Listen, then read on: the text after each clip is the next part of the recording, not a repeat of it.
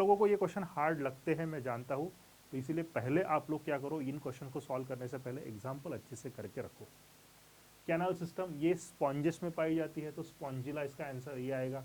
Flame cell ये आपकी प्लेटीहेलमिंथेस में मतलब टेनिया में पाई जाएगी। ठीक है, now you can find the answer. चलो आगे बढ़ते हैं। सिलेक्ट द करेक्ट स्टेटमेंट, आपको करेक्ट स्टेटमेंट ढूंढने हैं। Platyhelminthes are triploblastic pseudocoelomate and bilaterally symmetric animal. Triploblastic है, बायलैटरली सिमेट्रिक है, लेकिन दे सूडोसिलोमेट नहीं है, दे आर एसिलोमेट, तो रॉन्ग हो गया। ठीक है, ctenophora ctenophora reproduce only sexually and fertilization is external, ये सही है, करेक्ट है। Okay, in tapeworm fertilization is internal but sexes are not separate. Okay, ये भी सही है। Ctenophora are exclusively marine diploblastic and bioluminescent organism, ये भी करेक्ट है। ठीक है, एनसीईआरटी की लाइन है पूरी पूरी।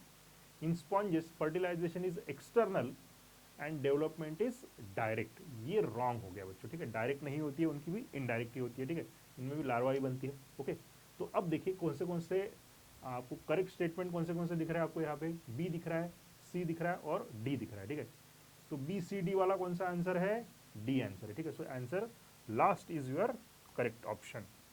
Next, select the correct statement with reference to chordate. Chordate के बारे में कौन सा स्टेटमेंट सही है बोल रहा है। ठीक है, presence of mid dorsal solid and double nerve cord, wrong हो गया। सॉलिड नहीं होती है और डबल भी नहीं होती है, सिंगल होती है, हॉलो होती है। ठीक है, तो ये कॉर्डेट के लिए रॉन्ग हो गया। Presence of close circulatory system, ये सही है। Presence of paired pharyngeal gill slits, ये भी सही है। Presence of dorsal heart wrong हो गया, वेंट्रल हार्ट होता है, सामने की तरफ होता है। ठीक है, triploblastic pseudocoelomate animals, chordates triploblastic है, सूडोसिलोमेट है क्या, ट्रिप्लोब्लास्टिक है लेकिन सूडोसिलोमेट नहीं है, they are coelomate, true coelomate है। ठीक है, वो choose the correct answer from the option given below. ठीक है, तो सॉरी ये रॉन्ग हो गया। ओके, तो कौन से अब सही है, इसमें से करेक्ट खोजना है आपको। तो second and third are correct. Okay, so second and third only, तो बी आंसर आएगा आपका बच्चों। चलो आगे देखते हैं। और इन unique mammalian, the unique mammalian characteristics are, mammals के यूनिक कैरेक्टरिस्टिक्स क्या है। ओके, यूनिक, देखिए यूनिक वर्ड बहुत इंपॉर्टेंट है। ऐसा कैरेक्टर जो सिर्फ मैमल्स के पास होना चाहिए, दूसरे किसी के पास में नहीं होना चाहिए, वो होगा यूनिक कैरेक्टर। ओके, तो देखो hair, tympanic membrane and mammary glands. अब हेयर सिर्फ मैमल के पास में होती है तो वो यूनिक कैरेक्टर है। अब देख लो किसी भी दूसरे एनिमल के पास में हेयर नहीं है, बर्ड्स के पास में हेयर नहीं है, उनके पास में क्या है, फीदर्स है। ओके, रेप्टाइल के पास में स्केल्स होते हैं, फिशेस के पास में स्केल्स होते हैं। ओके, उनके पास में हेयर्स नहीं होते, तो हेयर मैमल का यूनिक कैरेक्टर हो गया। ठीक है, समझ गए आप लोग। Tympanic membrane, now this is not a unique character. Reptile के पास में भी टिम्पैनिक मेम्ब्रेन है, बर्ड के पास में भी टिम्पैनिक मेम्ब्रेन है और मैमल्स के पास में भी है, तो tympanic membrane is not a unique character of mammals. Okay, तो ये ऑप्शन नहीं आएगा। Mammary glands are unique character of mammals, लेकिन ये नहीं है, तो ये गया। ठीक है, hair, pinna and memory gland. अब यहाँ देखो हेयर यूनिक कैरेक्टर है, मेमोरी ग्लैंड यूनिक कैरेक्टर है। पिन्ना को डिस्कस कर लेते। पिन्ना मतलब ये एक्सटर्नल ईयर का जो बाहर का जो दिखने वाला पार्ट है, जिसे हम लोग नॉर्मल लैंग्वेज में कान कहते हैं। ठीक है, ये केवल मैमल्स के पास ही मिलता है। ओके, बर्ड का नहीं होता है, ना ही किसी दूसरे रेप्टाइल वगैरह का भी पिन्ना नहीं होता है, तो ये आंसर आ सकता है। बट मैंने आपको पहले ही बताया है कि बिना सारे ऑप्शन पढ़े हुए कभी भी फाइनल अपना आंसर टिक नहीं करना है। ठीक है, तो फिर भी हम लोग पढ़ लेंगे, हमें पता चल गया कि ये आंसर है। 99% केसेस में यही आंसर होता है, लेकिन फिर भी श्योरिटी के लिए आगे का पढ़ना है। Hairs, pinna and indirect development. Hair, pinna unique character है, लेकिन मैमल्स में डायरेक्ट डेवलपमेंट होती है, इनडायरेक्ट डेवलपमेंट नहीं होती है। किसी भी कोई भी मैमल लार्वा नहीं बनाता है। ओके, तो ये रॉन्ग हो गया, ये रॉन्ग है, पहला रॉन्ग है। ठीक है, लास्ट देखिए, pinna monocondylic skull and memory gland. मैं डिस्कस क्यों कर रहा हूँ ये सब, क्योंकि आपको इससे क्या होगा कि आपको सब्जेक्ट भी अच्छे समझ में आएगा। ठीक है, पिन्ना होते हैं मैमल के पास में, मोनोकोंडाइलिक स्कल ये नहीं होता है। ठीक है, देखिए ये जो हमारा स्कल होता है उसके नीचे देखिए जो फोरामेन मैग्नम है।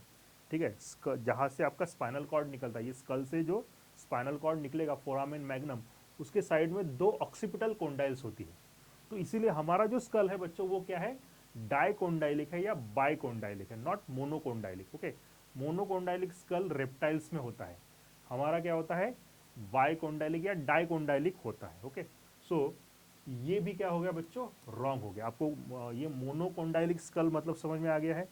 हमारा जो स्कल है उसके नीचे फोरामेन मैग्नम है, जहां से स्पाइनल कॉर्ड निकलेगा, ब्रेन से स्पाइनल कॉर्ड नीचे स्पाइनल आपके वर्टेब्रल कॉलम में जाएगा। ओके, तो वो जो है उसको कहते हैं फोरामेन मैग्नम। ओके, और आपका जो पहला वर्टेब्रा है जिसको हम लोग कहते हैं एटलास, एटलास के ऊपर आपका जो स्कल बैठा हुआ है, तो वो स्कल किसके ऊपर फिट किया है आपने, इन्हीं को ऑक्सीपिटल कोंडाइल्स के ऊपर फिट किया हुआ है। ओके, तो इसीलिए इसको कहते हैं बाइकोंडाइलिक। हमारा स्कल क्या है, बाइकोंडाइलिक है, मोनोकोंडाइलिक नहीं है। ओके, तो ये भी रॉन्ग हो गया। तो आंसर क्या आएगा आपको बच्चों, बी आएगा। That is your answer.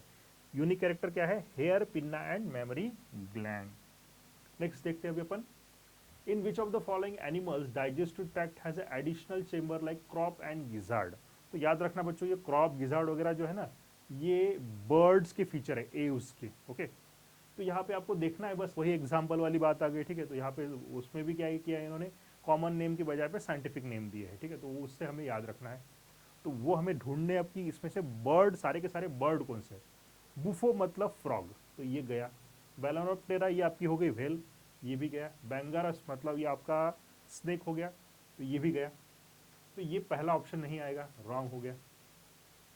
Catla fish है, कोलुम्बा बर्ड है, क्रोकोडिलस क्रोकोडाइल है, तो ये भी गया। तीसरा pavo bird, psittacula bird, corvus bird, तो ये आएगा करेक्ट। ओके, लास्ट ऑप्शन पढ़ लेते, फिर भी पढ़ेंगे। ठीक है, कॉर्वस बर्ड, कोलुम्बा बर्ड, कैमेलियन ये रेप्टाइल है, तो ये भी नहीं आएगा। तो आंसर क्या आएगा आपको, आपका सी आएगा। ठीक है, सो क्रॉप गिजार्ड किस में पाए जाते हैं, सी। ठीक है, बर्ड्स में पाए जाते हैं, पैवो, पिस्टेकुला एंड कॉर्वस। चलो आगे देखते हैं।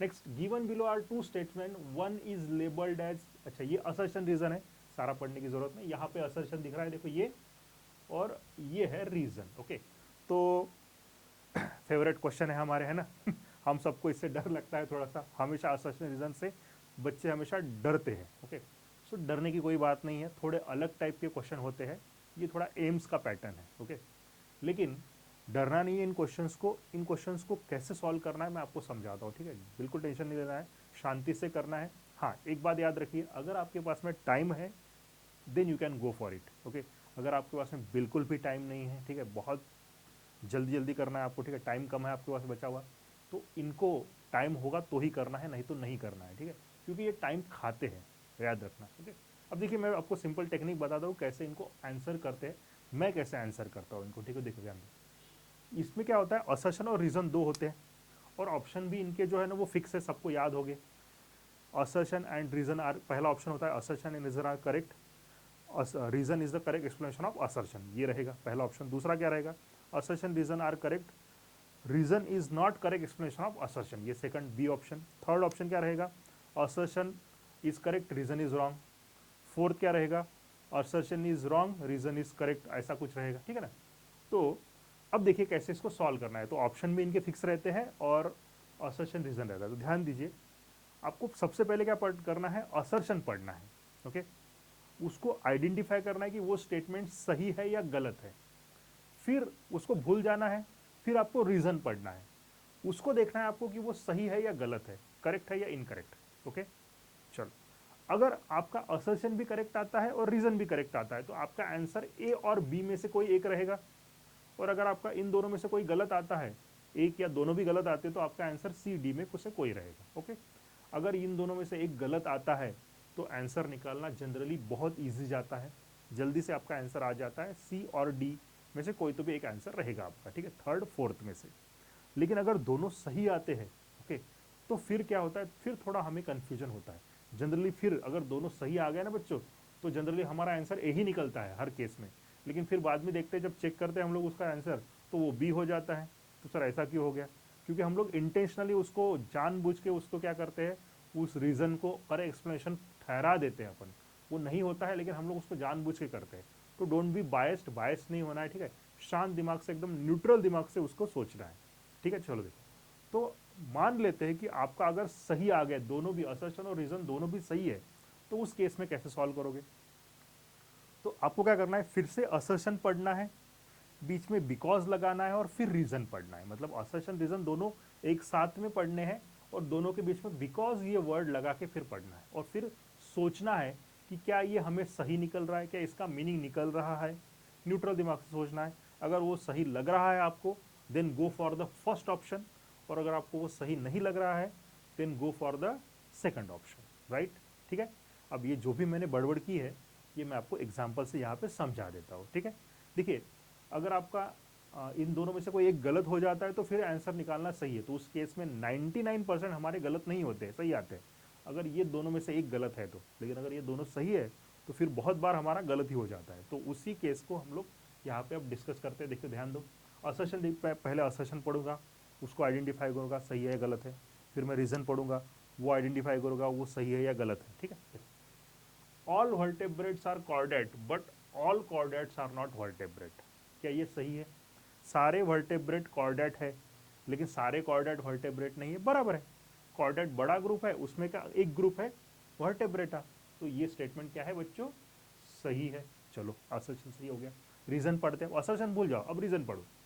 नोटोकॉर्ड, एक साथ आंसर निकालने की कोशिश नहीं करना है, उससे फिर गड़बड़ हो जाता है। ठीक है, शांति से करना है। Notochord is replaced by vertebral column in adult vertebrate. क्या वर्टेब्रेट में नोटोकॉर्ड होता है? नहीं होता है, वो तो रिप्लेस हो गया सर, तो ये स्टेटमेंट सही है। Okay, notochord is replaced by vertebral column in adult vertebrate, इसलिए तो उनको वर्टेब्रेट्स कहा कहते हैं, तो ये स्टेटमेंट भी सही है। अब फंस गए हम लोग क्योंकि दोनों सही आ गए। अब आंसर क्या आएगा? या तो ए आएगा या तो बी आएगा। अब कैसे करना है तो देखो कैसे करना है। ठीक है, ध्यान दो, मैं फिर से पढ़ रहा हूँ दोनों स्टेटमेंट, बीच में बिकॉज लगा रहा हूँ। all vertebrates are chordate but all chordates are not vertebrate because notochord is replaced by vertebral column in adult vertebrate। क्या ये आपके दिमाग को सही लग रहा है? ओके, ऑब्वियसली इसके लिए आपको उस सब्जेक्ट का नॉलेज भी होना चाहिए अच्छे से, वो टॉपिक के कंसेप्ट आपके क्लियर होने चाहिए। तो आपको क्या ये सही लग रहा है? यस, ये हमारे दिमाग को क्या लग रहा है? सही लग रहा है, ये पट रहा है। मतलब ये जो रीजन है ये असर्शन को अच्छे से एक्सप्लेन कर रहा है। रीजन असर्शन का रीजन है। ओके, तो इसलिए आपका आंसर क्या आएगा? 1 आएगा। ठीक है, चलो देखते हैं अभी।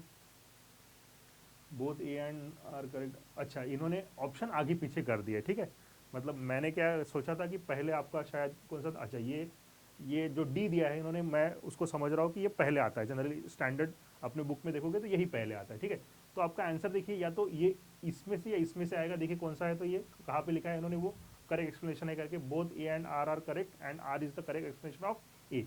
ठीक है, तो जो ए है उसको उन्होंने डी पे लिख दिया है, तो ये आपका आंसर आएगा बच्चों। ठीक है, यहाँ पे इन्होंने ऑप्शन आगे पीछे कर दिए, मैंने जैसे शुरुआत में आपको बताया वैसे उस हिसाब से नहीं दिया ऑप्शन, लेकिन आपको कॉन्सेप्ट तो समझ में आ गया है। मैं मुझे जो बताना था कि कैसे इसको सॉल्व करना है ये आपको समझ में आ गया है।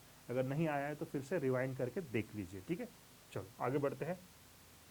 नेक्स्ट क्वेश्चन है, select the incorrect statement with respect to cyclostome. जो साइक्लोस्टोम्स है उसके रिस्पेक्ट में कौन सा स्टेटमेंट इनकरेक्ट है, रॉन्ग है?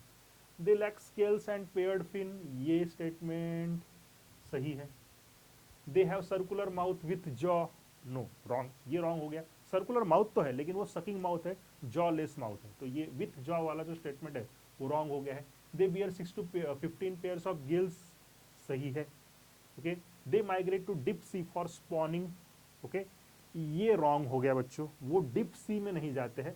ये हो कुछ एनिमल्स ऐसा करते हैं, लेकिन ये जो है साइक्लोस्टोम्स, ये क्या करते हैं, ये सी से फ्रेश वाटर में जाते हैं, मतलब डिप सी से बाहर निकलते हैं। ठीक है, तो ये रॉन्ग हो गया यहाँ पे। ठीक है, तो इसमें से most appropriate answer from the given option. ठीक है, तो हमें इनकरेक्ट स्टेटमेंट ढूंढने थे, तो इनकरेक्ट स्टेटमेंट यहाँ पे कौन से है? ये सेकंड वाला इनकरेक्ट है। ओके, और ये फोर्थ वाला इनकरेक्ट है। ठीक है, तो सेकंड फोर्थ का ऑप्शन है क्या? यस, ये यहाँ पे है D, second and fourth are your answer. ठीक है, तो ये इनकरेक्ट है, डी इज योर ऑप्शन। चलो आगे बढ़ते हैं।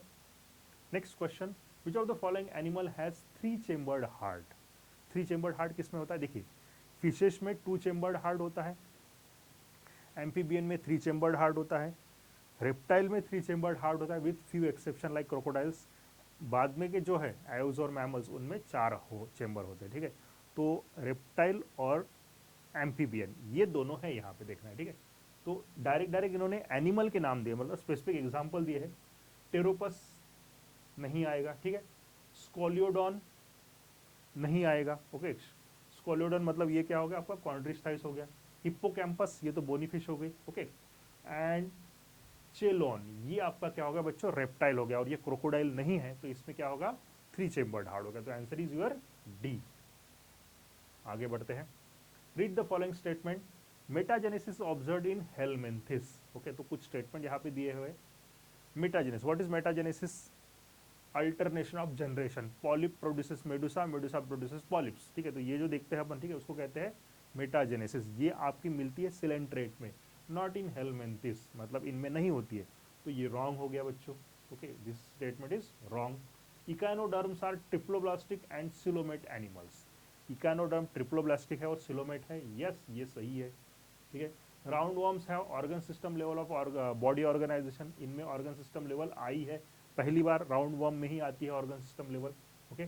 कॉम्प्लेट्स present in ctenophora helps in digestion. Comb plates, comb plates क्या होती है? ये टेनोफोरा होती है ना, ठीक है, ऐसे गोल फुटबॉल की तरह स्ट्रक्चर दिखता है इनका। इनके ऊपर देखिए ये जो होती है ना, इसे कहते हैं कॉम्प्लेट्स। ठीक है, ये टेंटेकल्स है, ये दीज आर दी कॉम्प्लेट्स। इनमें होती है सीलिया लगी होती है। ठीक है, तो ये जो सीलिया है ये स्विमिंग वगैरह के लिए हेल्प करती है, not for the digestion, digestion के लिए हेल्प नहीं करती। ठीक है, तो ये क्या हो गया बच्चों? रॉन्ग हो गया। Water vascular system is a characteristic of echinoderm. Yes, water vascular system echinoderm की कैरेक्टरिस्टिक है। तो इनमें से आपको करेक्ट आंसर ढूंढना है, ऑप्शन, करेक्ट ऑप्शन ढूंढना है जिसमें ये क्या हो गए? करेक्ट हो गए। तो करेक्ट कौन से इसमें से? सेकंड करेक्ट है, सेकंड, थर्ड और फिफ्थ। तो सेकंड, थर्ड, फिफ्थ वाला कौन सा ऑप्शन है यहाँ पे? सेकंड, थर्ड, फिफ्थ, ये ए आंसर। ठीक है, so this is your answer. चलो आगे बढ़ते हैं। आई होप समझ में आया आप लोगों को। Match the list one with list two, फिर से मैच द पेयर करना है आपको। चलो, मेटामेरिज्म मतलब मेटामेरिक सेगमेंटेशन। ओके चलो, अब ये थोड़ा कंफ्यूजन है ना यहाँ पे। अभी मैंने वहाँ पे ये पिछले वाला जो था यहाँ पे क्या था? मेटाजेनेसिस, और ये मेटामेरिज्म हो रहा है ना, सिमिलर लग रहा है, कंफ्यूजन होता है सर। वो मेटाजेनेसिस था, जेनेसिस मतलब फॉर्मेशन। ओके, और ये मेटामेरिज्म है। ओके, मेटामेरिज्म मतलब सेगमेंटेशन, मेटाजेनेसिस मतलब alternation of generation. Okay, genesis generation, right. Okay, तो याद रखना ये मेटामेरिज्म मतलब क्या है? बॉडी का सेगमेंटेशन है। जो है जो शुरू में देखा था ना अपन ने, आर्थ्रोपोडा, एनालिडा, आर्थ्रोपोडा, कॉर्डेटा में था, वो वाला। ओके, सो मेटामेरिज्म किस में पाया जाता है? सिलेंट्रेटा में होता है क्या? नहीं होता है। टेनोफोरा में नहीं। एनालिडा में यस, एनालिडा, आर्थ्रोपोडा, कॉर्डेटा। ठीक है, तो ये इसको लगा दिया मैंने। ठीक है, कैनाल सिस्टम, कैनाल सिस्टम होती है स्पॉन्जेस में। वाटर वास्कुलर सिस्टम होती है इकानोडर्मेट में, कैनाल सिस्टम होती है स्पॉन्जेस में। ओके, तो स्पॉन्जेस कहाँ पे? इसमें से सिलेंट्रेटा, टेनोफोरा, पोरीफेरा। ओके, तो पोरीफेरा लगा दूंगा यहाँ पे। कॉम्प्लेट्स अभी दिखा है ये अपन ने, किसमें होते हैं ये? टेनोफोरा में होते हैं। ओके, कॉम्प्लेट्स, सॉरी इधर, तो कॉम्प्लेक्स किस में आएगा? टेनोफोरा में, तो ये सेकंड लगेगा इसका। और नीडोब्लास्ट वो सिलेंट्रेटा की होती है। ठीक है, स्टिंगिंग सेल कहते हैं उसको, स्टिंगिंग सेल, ये सिलेंट्रेटा की होती है। ठीक है, तो अब आप लोगों को इसमें से ऑप्शन करेक्ट ढूंढ लेना। ठीक है, चलो आगे देखते हैं। Next question, match the pair. Physalia. Okay, Physalia क्या है? ओके, तो इस यहाँ पे कॉमन नेम दिए इसके। ठीक है, पर्ल ऑस्टर है क्या फाइसेलिया? नहीं लग रहा। ठीक है, Portuguese man of war, living fossil, hook, yes it is a Portuguese man of war, ये इसका कॉमन नेम है। ठीक है, लाइमुलस, लाइमुलस को हम मैं लगाऊंगा लिविंग फॉसिल। ओके, ये आर्थ्रोपोडा है जो लिविंग फॉसिल है। एनसाइक्लोस्टोमा ये आपका होता है बच्चों फ्लैट वर्म। ओके, तो ये आएगा आपका हुक वर्म। ओके, पिनेक्टेडा ये आएगा पर्ल ऑयस्टर। ओके, तो ये हो गया आपके मैच द पेयर। ठीक है, तो आपको समझ में आ गया, इनके कॉमन नेम है। फिर से वही एग्जाम्पल वाला क्वेश्चन है वही। ठीक है, चलो आगे बढ़ते हैं। Next, which one of the following organism bears hollow and pneumatic long bones? Okay, तो हॉलो न्यूमेटिक लॉन्ग बोन्स किस में होते हैं? हॉलो न्यूमेटिक लॉन्ग बोन्स पाए जाते हैं बच्चों फ्लाइंग बर्ड्स में, जो बर्ड्स फ्लाइंग करते हैं ना उनमें पाए जाते हैं। ठीक है, ऑर्निथोराइनकस ये क्या है? डक बाइल प्लेटिपस, ये बर्ड नहीं है, मैमल है, तो ये नहीं आएगा। ठीक है, न्यूप्रॉन वल्चर, ओके इसमें रहता है। हेमीडेक्टिलस ये रेप्टाइल है, इसमें नहीं होगा। मैक्रोपस मतलब ये आपके मंकी, इनमें नहीं होगा। तो बर्ड कौन है? न्यूप्रॉन है, तो इसमें क्या हो गए? हॉलो न्यूमेटिक बोन पाए जाएंगे। ओके, तो यहाँ स्टॉप कर